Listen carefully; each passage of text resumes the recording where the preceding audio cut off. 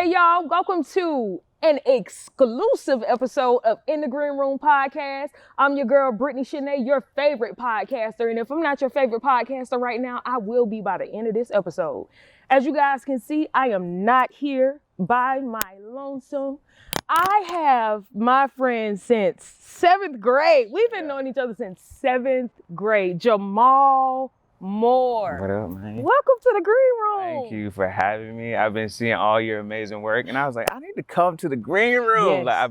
It's such an honor to be here. I've been wanting to be here for a while. Thank you so much for being here, No all problem. the way from Los Angeles, California. I know that's right. Listen, I'm loving the humidity. It's good to be back, and my skin not dry. It feels good to be back in the South. I know that transition. When I was out there for that week, it killed my.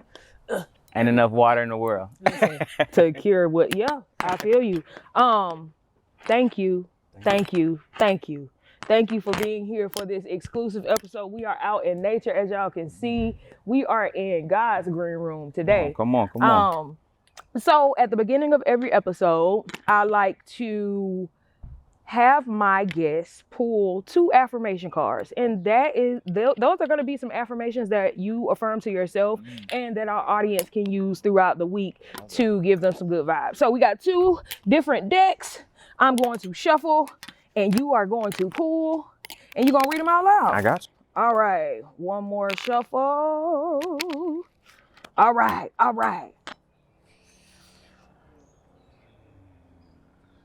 Boom. I am inspiring. I am inspiring to those around me, even when I don't realize it. When I am welcoming, kind, and giving towards people, it inspires them to respond to me the same way. I am inspiring. You are definitely an inspiration, Jamal. You are really an inspiration. That's good. Do you resonate with that? Absolutely. I always try to be kind to people. I always try to give good energy. I feel like that's like mostly what I'm known for out there in LA. It's just like really giving good energy to people around me and them kind of taking that with them. And, they're always thinking of me like, Jamal, that's a cool dude. He get his job done, but he don't mess with nobody. He's super kind. Just stay to himself, I love that. And when you're from the South, come on. Southern hospitality is real. It's in our blood. Is people really, if they're not from the South and they experience it, they are like side-eyeing almost a little bit. You're a little bit too kind. You don't have no animosity at all. You're like, nah. It's just in us. It's here. Let's see what our Loving second on one's everybody. gonna be. All right. I come on this side. I feel like I'm gonna get a little joint right here. Boom. This is amazing. I am led by my dreams, not pushed by my fears. My God, come on. That is like 100% it. I resonate with this because growing up, people, although we went to an art school, people were like, I don't know if you should go into the arts like that. It's not safe. You need to have this and that in order. But I had a dream of following this passion of music that was instilled in me by my parents and my grandmother. And I was like, nah, plan A, B, C, and D is to make plan A work. So I need this pen right here, man. These are good. I'm inspiring and I'm led by my dreams, not pushed by my fears.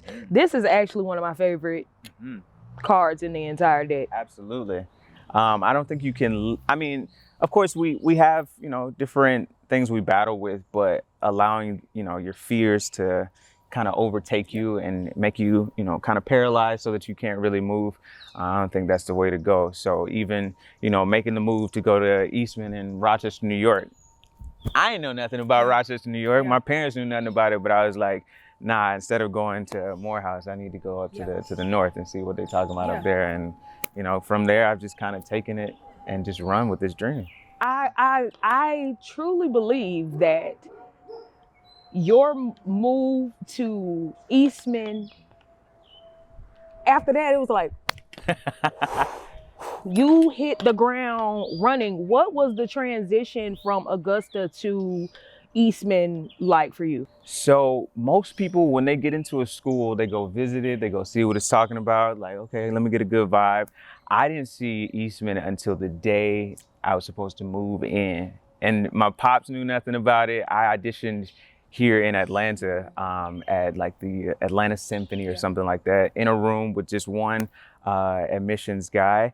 And so I knew nothing. So I arrived and I was like, okay, it's only 2 buildings. Okay, just the dorm and the building, just music all day. And I had to just kind of figure it out. So yeah, being up there, it submerged me in such an environment of creativity. Like, it was so many great instrumentalists and vocalists from all over the world. And I was like, I'm supposed to be here. So I need to, work on my craft to make sure I stay here. Like, this is the place I'm supposed to be, for sure. So did you imagine at that time going to, because is Eastman a conservatory? Yep. Okay, so music 24/8. 24/8. That's all you doing, right? Yep. What was your specific study? Vocal performance. Okay. Mainly opera or classical music. Yeah. So I got there and I really wanted to understand like the rudiments and the foundation of singing, so I could hopefully have a long career in music, because we enjoy singing lots of different things. I knew that having a good foundation would allow me to be like, all right, cool, I can pop over to pop and do a little bit of rock, but I can go back to this classical music and still, have a good instrument. Yeah. In good condition. Do you feel like truly that foundation has helped you? Absolutely. And going there, first of all, I love our school. I love Davidson and our time there. And I loved, the main courses we did, math, science, social studies, and lit. But I knew after graduating, I was like, nah, I can't go to an environment where I can't focus on strictly music, because I'm gonna be too distracted trying to make sure my grades are right, which I mean, they were decent. I did all right, but I knew I needed to be in a place where it was just like, this is plan A, focus in. But yes, having a teacher that understood my passion and understood how I wanted to stretch my voice in different directions, I think that environment was perfect for me to really get a good foundation, for sure. Yeah. So I've seen you soloing on a stage performing. He is a phenomenal opera singer. He is a phenomenal R&B singer. He is a phenomenal arranger. He is a phenomenal, I could go on and on and on and on. Now, do you, at this point in your career, have a favorite style of performance? That is such a good question. I would say, as much as I love, the other genres that I get to perform, classical music has my heart. So recently, I started to dive back into it full force. I was blessed to be a soloist with the Master Chorale for a performance we just did featuring the music of Margaret Bonds. It was a specific piece called Credo, and the solo I had was called I Believe in Liberty. So I've been preparing for this solo for the past year. I was just like, I have to really dedicate myself to my craft to make sure I am on point in every single way. And just warming up every single day and just going through those rudiments, like I said, it reignited my passion for it. And because it's reignited, opportunities in that classical space have been opening up. So I'm like, this is the path of no resistance at this point. So I'm gonna just go ahead and take that. Yeah. Do you feel like attending a school like Davidson set you up for dealing with, because you're in the opera space, you are in the performance space, you are teaching, you're educating, you're doing all of these things. Do you feel like that foundation, attending a middle and high school for performing arts, set you up for it? Absolutely. If you think about, how they would challenge us to build shows ourselves, whether it was like, our Black History program or even some of the, other programs we would do outside of Fine Arts Festival and stuff like that, they constantly challenged us to be well-rounded, to be like, I know you can sing, but what about going on the director side? What about, crafting it as a producer so that, you can see how everything works together on stage as a techie, as what I'm saying, like, I want you to understand exactly what these jobs and these positions do in order for a show to run. So having that foundation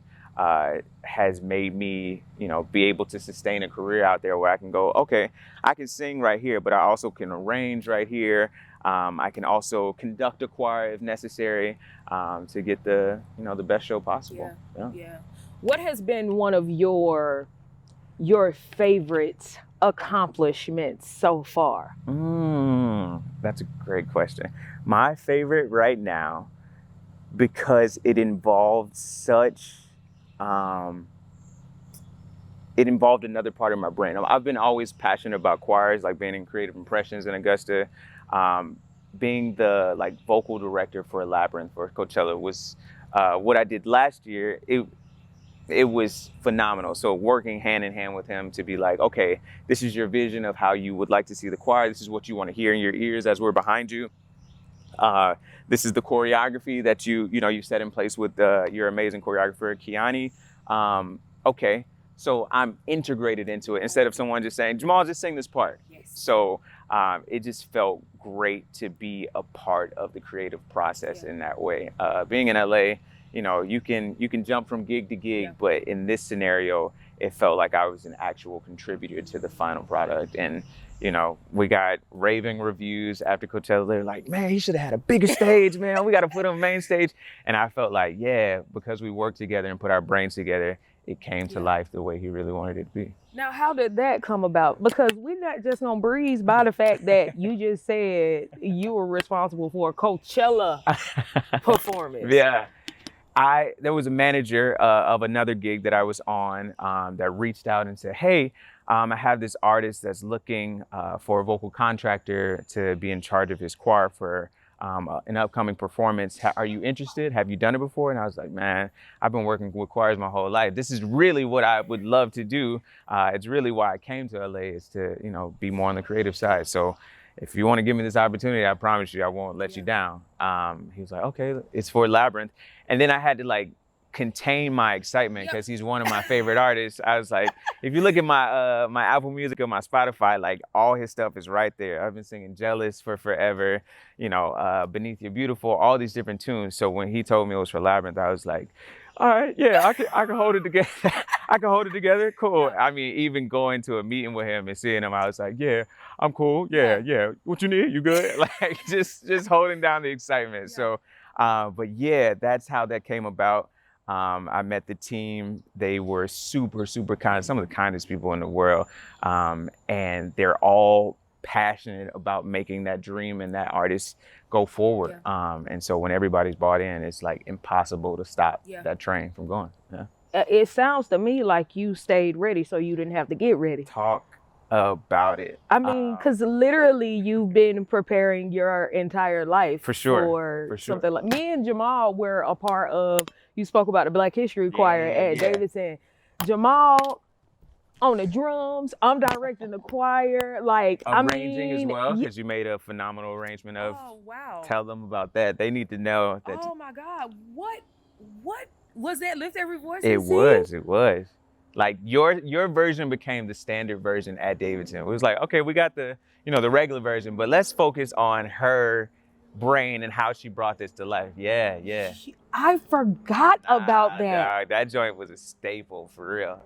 Oh my God. That's wild. But that goes to show you, and how we were talking about before we started filming, you asked me about the actress that I posted, right?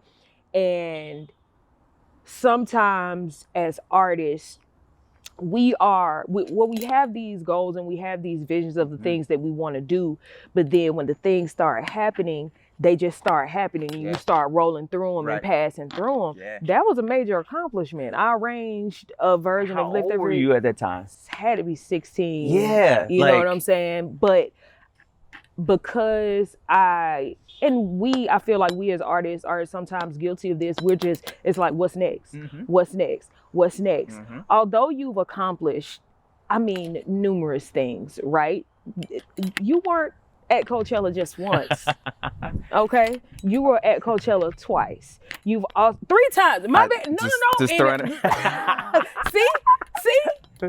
3 times. 3 times at Coachella. Do you find it? And we're going to talk about those Coachella experiences, but do you feel like you take the time to savor those moments, or do you kind of roll through them? Yeah. So this last one with Labrinth, I definitely took a moment to look around and realize that this is like a moment in time. Yeah. Like you really need to Yep. take this stuff in Yeah. and not just like pass through, because in LA, it is kind of a what have you done for me lately kind of town. Every time you talk to a friend, it's like, yeah, what are you up to next? And it's like, yo, I literally just got off stage, but it's, you know, that's just kind of how the things roll over. So I started to really take in those moments and like rest. My girl really focuses or helps me focus in on resting, and like after a moment like that, like reflecting. I don't journal, but sometimes I'll do like a video to just be like, man, today I get to do this, and I'm like really, really excited about it. So I get to look back at those sometimes for sure. So let's talk about the other two Coachella performances. Just drop them. What Coachella performances were these? So I was fortunate and blessed to be a part of Beyonce's Coachella in 2018. Beachella. Beats Okay. the one and only. And then I also got to do Sunday service with Kanye in 2019. Yeah. So that was a moment being on top of that hill with 60 other singers and a full band, and then surrounded. It was wild. Both of those Coachella experiences were wild. And with Coachella,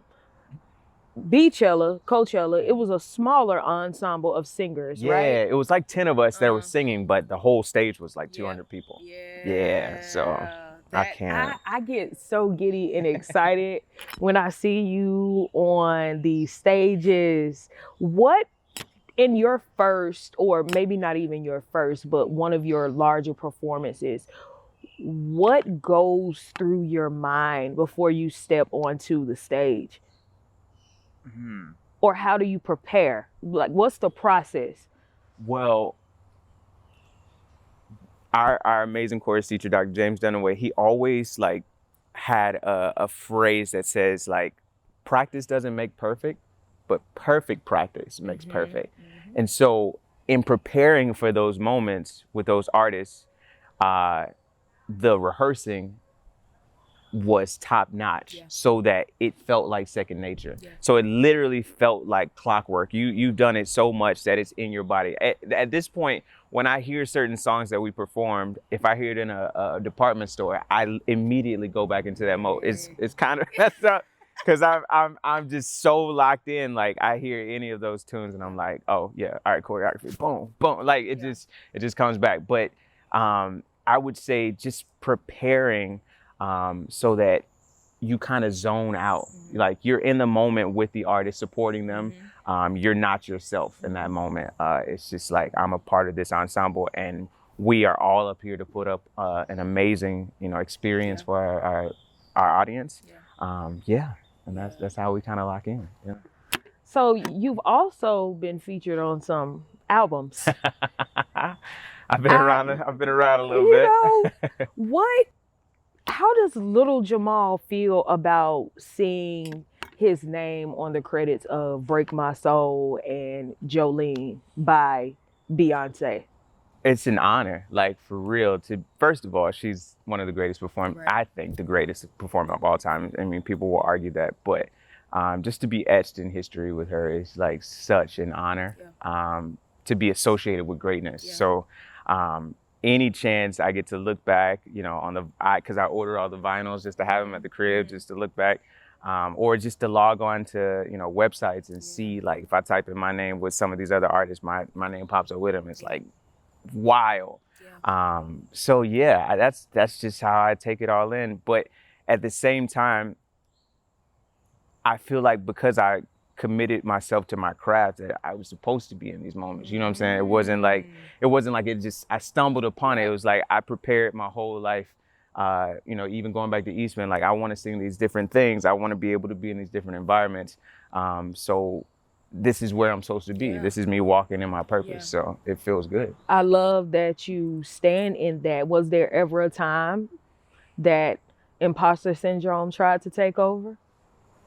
Nah, I've been so fortunate and blessed to be able to be in my craft my whole life. Literally. Like, which I mean, I just thank God every day that like plan A was like, he was like, no, that's your purpose. Like walking in full force, whether you're singing in an a cappella group or whether you're singing on an opera stage, like I need you to walk full force in that. Sometimes in LA, you can get, a little thrown off track because you're watching social media and you see your friends doing this, you see your friend doing that, you're like, dang, I should be doing that. But you know, that's for them, and your path is your path. Yeah. So even like I said, realigning with classical music, I realized that that is my passion. That's what makes me feel the best. That's where I feel like I'm most effective at this point. And does it feel like you're kind of coming back home? Absolutely, absolutely.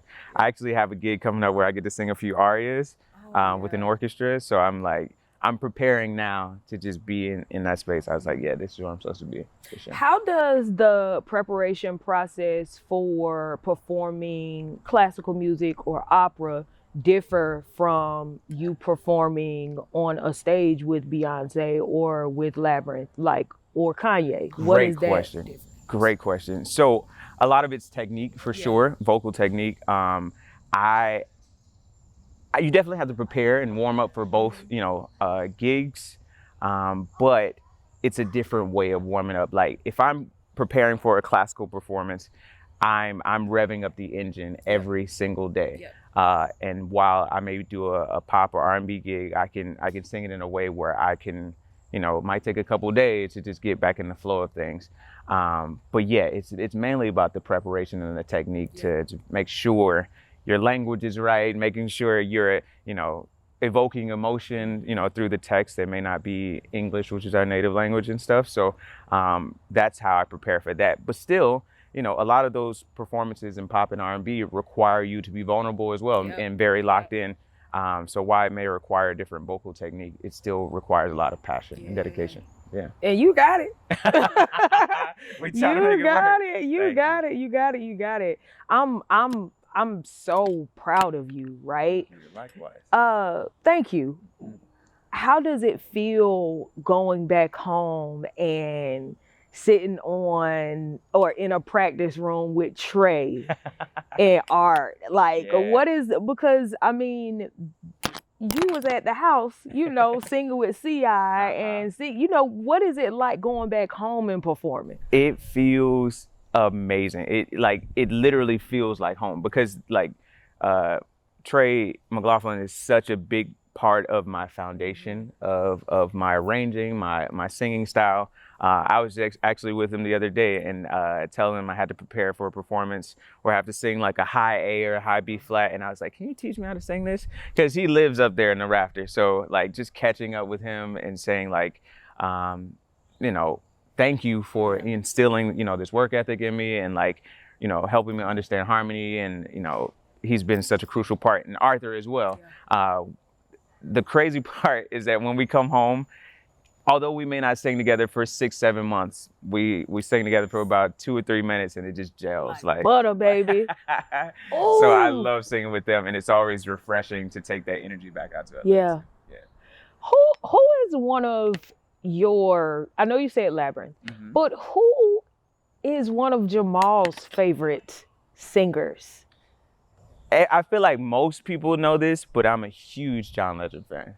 Yes. So when I was younger, I wanted to be him. I was emulating him in every single way. I was like, okay, he's doing this vibrato, I need to make sure I am focused in on doing that. But then I had to pivot and be like, all right, now you need to be your own artist. They don't need a John Legend 2.0. So that's how I felt about Jennifer Hudson. Got you. I did not want to be little J Hood. I wanted to be Brittany Shanae. Exactly. I want to be the first Brittany Shanae, first Jamal Moore. So John Legend is definitely one of them. I like to think of myself as the love child of several different artists. John Legend, Nat King Cole, Bryn Terfel, and Brian Stokes Mitchell. Bryn Terfel is an amazing opera singer. Okay.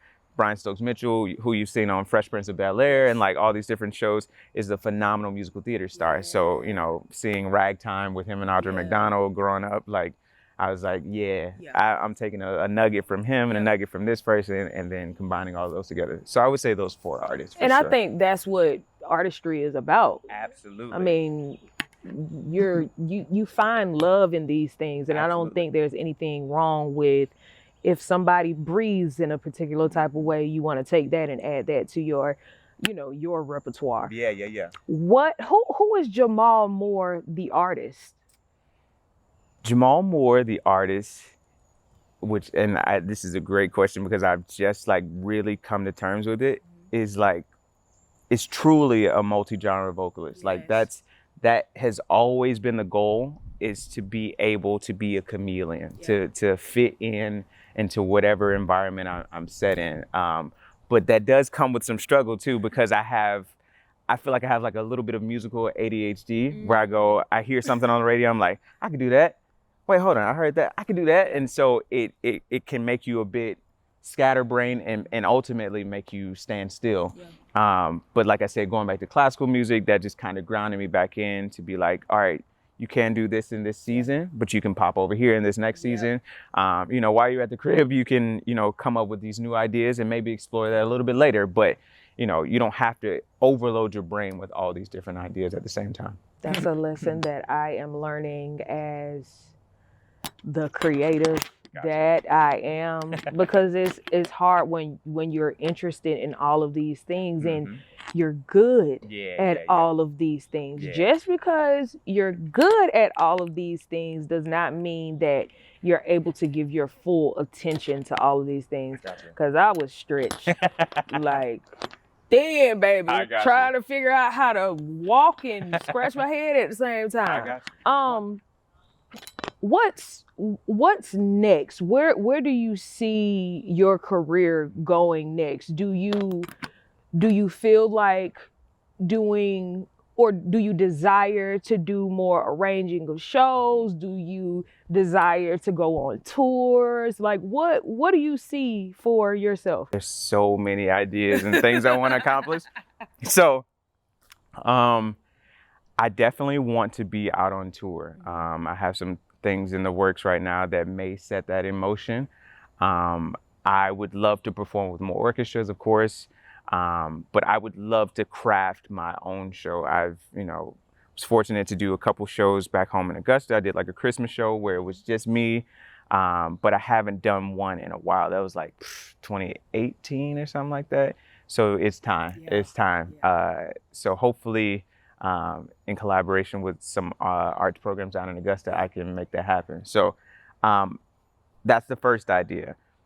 Second idea is to drop an album that is me bridging genres together. Like a lot of people are talking about, how artists are genre bending now. I hope to be one of those artists that can, introduce audience members to other genres that they may not typically listen to. I hope that they'll come to my shows and say, I don't really listen to classical music, but because Jamal sang it, now I'm a fan. Let me go look up where that aria came from. Like I never heard it sang in that way. That's really cool. So that's goal number 2. And then a longer goal is to hopefully do some stuff in theater as well. Like I really wanted Tony. So listen, I would love one of those. Hold on, wait. Let me tell y'all about this man manifestation abilities. Go ahead and write it out, make it plain, because there have been so many things that you have publicly stated that have literally come into fruition. What does that feel like? And do you feel like you are God's favorite? Because you are. I definitely feel like me and God are locked in. Yes. Like I am so grateful for all the opportunities he's given me. And I feel like, my prayers to him is always like, let me like follow your will. Don't give me something that is out of your will so that, I'm off track. I really want to be aligned with the purpose you have for me. And because of that, I feel like that's why I haven't met resistance in that way. And when I have met resistance, it was of my own doing. But like Eastman, and then popping into the Yellow Jackets, and then popping into the Exchange, and then ultimately the Exchange ending and me saying, I could go back to Augusta or I can go to LA. But God, if I go to LA, you gotta order my steps out there. And, packing up the little 2 suitcases I had with my pops, no bed, no nothing, just finding a room out there that my bro was, renting out. And I was like, I'm gonna just make it work. And also discovering that people pay rent every month. I was like, this is the thing I gotta pay the first of every month. All right. You don't buy one, get one? No? Okay, all right, cool. But like those things, like it let me know that I was in my purpose. So like when I speak these things about, wanting to work with certain artists, or like, wanting to sing on this stage with this artist. Like, I believe that in due time, those opportunities will be there if it's in his will, you know what I'm saying? And so I've just been blessed to just speak him, and he's been like, you locked in with me, because here you go, you know what I'm saying? And it just happened, so I'm really. Because they happen quick.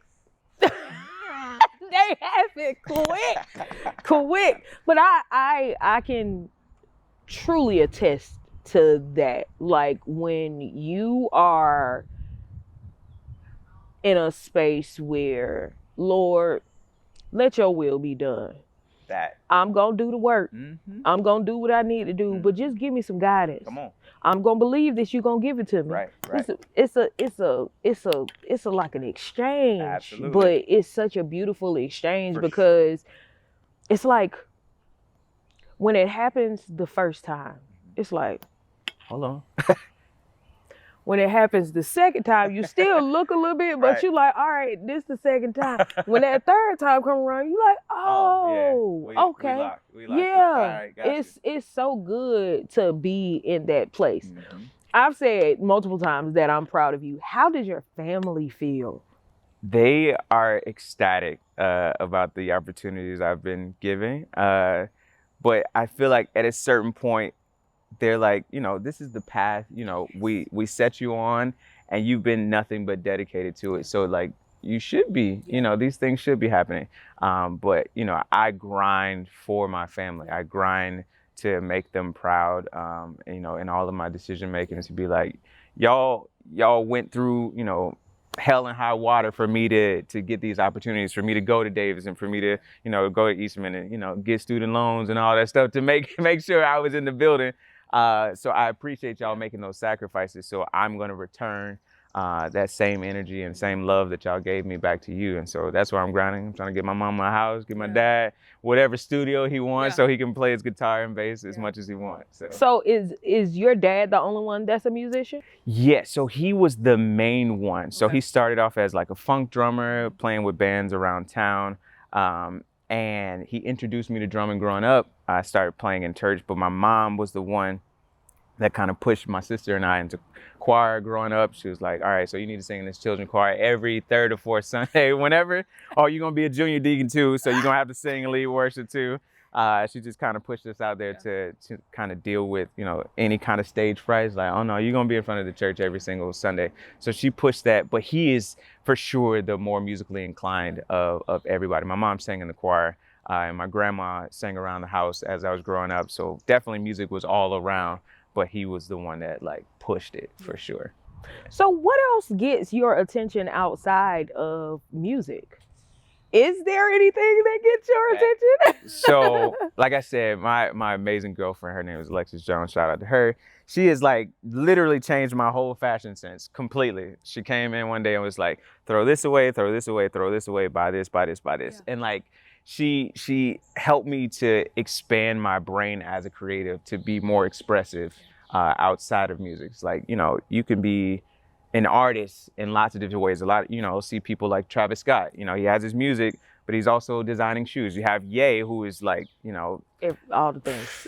He literally controls the fashion world with his ideas. So seeing artists like that and realizing that you can be more than your music, keep the main thing, which, Coach Prime says, but allow your gift to kind of open those other doors. Yeah. That's the space that I'm in right now. I've had like I had a friend of mine, he said something to me that I felt like I got gut punched. Like, and I thought that I was doing this thing right, but he made me realize that there were some things that needed to be shifted. And once the things were shifted and the priorities became the priorities and the hobbies became the hobbies and I was like, well, I wish I would have had this conversation like 5 years ago. Yeah, but it was right on time though. Talk about it. Because maybe 5 years before that, you might have been ready for it. I would not have been ready for it. And that's another thing with God's timing. It is always right Every single time. on time. Every single time.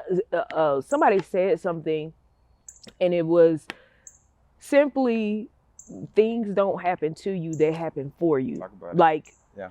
no matter how good or how bad, there is always reasoning Absolutely. behind the things that are happening in our lives. And once you figure out and trust that part, Right. that's when the tumbleweed will start growing and getting bigger and bigger and bigger, and the dreams and the aspirations that you have, they'll start naturally happening. Talk about As you are a living testament, and I believe that I am too. And like you said, the things that, or the no's that were given, or the things that didn't happen, a lot of times it was us getting in our own way. Like, just free flow. Let it happen. Do the work and believe. With your whole heart. Believe. But for a lot of people, that's hard. For sure. Especially when you didn't come from a background where you did have the motivation. You did have the support when you didn't come from those spaces. But I like to urge people to know that once you shift your mentality, just it's up to you. Your brain gonna believe whatever you tell it. Absolutely. Literally whatever you tell it. Absolutely. You have to feed it that good energy to be like, look, I'm really passionate about this. I really believe in this art, or I believe in this work that I'm doing. And I believe that it could, change my life or change the life of others. And I really believe once you are locked in like that and locked into, with God, there's literally nothing that can stop that train. Like I was saying earlier, like it's a powerful force for sure. Oh, yeah. Also, I'm so proud of you because of the work you are doing and the platform you have created for yourself. Like, I mean, it's gone beyond music and makeup. Like, at this point, you are like a full-on brand that is like taking the world by storm. Like, this space is so sacred, and I'm so proud of you. I want you to keep going. I'm gonna support in whatever way I can. I don't care if it's financially or repo. Like, you are doing great work, and I'm so happy to be here. I appreciate it. Thank you. I appreciate it. So unfortunately, we are coming to a close. I like to ask all of my guests to give some type of either a random story, a funny story, a interesting story, something that has happened to you maybe in your career or when you were growing up, when you were discovering something that you can think of that you might want to share. That's just random story, just completely random. Let's see. It could be performance related. It could be workout related. It could be. We don't need to talk about small Jamal right now. We're working on him, okay? We're about a month and some change away from our birthday. I promise you, I'm gonna be right. But let me think of a funny story. So the thing that came to mind was just like building shows with my bros Timothy and Montavious when we had intonation and stuff like that. That was probably one of the craziest summers of our life. We did it twice, where we got out of school and dropped everything in order to build a show and have a show. Like, I think it was July 19th in 2008 or so. So taking all the stuff we learned from Davidson, and then like we started asking people just for things, and we met that path with no resistance. So we went to Davidson like, can we rehearse in the dance studio during the summer because nobody's here? And Miss P was helping us. And the thing about that story that's so intriguing is just our commitment to making it happen. We had no money. Like, we were surviving off eating meals together. But like, our passion was so strong that we were like, we're gonna make this happen regardless. We went to International Formal Wear. We asked them, could they give us tuxedos to wear? I think we saw the DVD of like 3 Mo Tenors or something, and we were like, yeah, we could do this. We could do this. Had no idea how much energy and how much time it was going to take, but somehow it went through. Like everything we ended up with a couple hundred people at Augusta State University. But I say all that to say, that is where, that passion was for sure fuel for me to be like, anything is possible. You can just work hard and be nice to people, ask if they want to help. And, people most of the time with good hearts are going to want you to succeed, so stick with it. That's the story that came to my mind. That show was, I remember that show vividly. Yeah. I mean, there was choreography, there were scene changes, there were, dancers, it was, we y'all convinced did that? friends to be like actors in it, like out of nowhere. As much more the music experience was like, was so a good. thing. It was so good. Yeah, that's a good story to tell because it shows that, what were you, 17, 18? 18. Exactly. Yeah. You put on a full production with your two friends. Yeah. And in a in a theater. Yeah, no money, just figuring it out. Like blind faith. Performing any and everywhere, talent shows. So we win $200 here. Okay, we're gonna eat off this, we're gonna put this towards the building. Like we just made it work. Did that. For sure. Did that. Yeah. Did. Last question. What's up? What does green mean to you? So it's really amazing that we're out in nature. Like, I love that you brought it out. So I love that, even the space, has a lot of greenery and everything, but it's just like, it's good, fresh energy. Even in, people talk about grounding and walking barefoot and stuff like that. It's just great to be in a space that, rejuvenates you. Even your hair is like rejuvenated. You know what I'm saying? Even when you upload pictures and people see it, it's like, it's piercing through your phones, you know what I'm saying? Just kind of charging people up. And so that's what green means to me. It's just to continue to be charged up. I'm falling in love with nature more. Usually I don't because pollen be, attacking me. You know how these Georgia allergies go. But being out in green just, really, really ignites you. Yeah. So green is a great color. Yeah, it's my favorite. Just in case you didn't notice. Hey, I need some more green. So if you want to hook me up with a little green something, we can make it happen.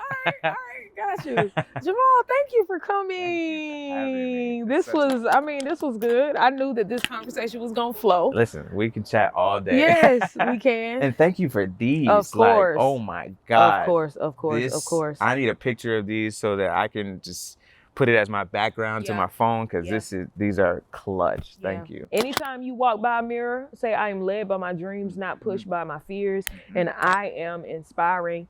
Those were the affirmations of this episode. Use them all this week. Jamal, looking at camera, tell the people where to reach you, how they can book you, how they like all the things, whatever you have coming up next. I got you. So my name is Jamal Moore. You can find me on all social media at Sing Jamal Sing. I have a YouTube channel that is at Sing Jamal Sing as well. I have a couple shows coming up. I should be performing with the Riverside Philharmonic in June, doing a couple arias with them. And then there's some talks to do some other dates throughout the summer, being back on stage. So I'm just super excited to get back out there. We're going to keep recharging the battery with this green energy and just keep it going. Yeah. Hey. Well, that is the end of our exclusive episode with my guy, Jamal Moore, coming in from LA, California. Again, my name is Brittany Shanae. Don't leave the E out. Make sure you follow me on Instagram, Brittany Shanae. Also, follow In the Green Room Podcast on Instagram. Subscribe to our YouTube channel at In the Green Room Podcast. And follow us on Spotify, ITGR Podcast. It is lit. We are in season 3, and I am so grateful that you are here with me. I'll see y'all next week. Bye.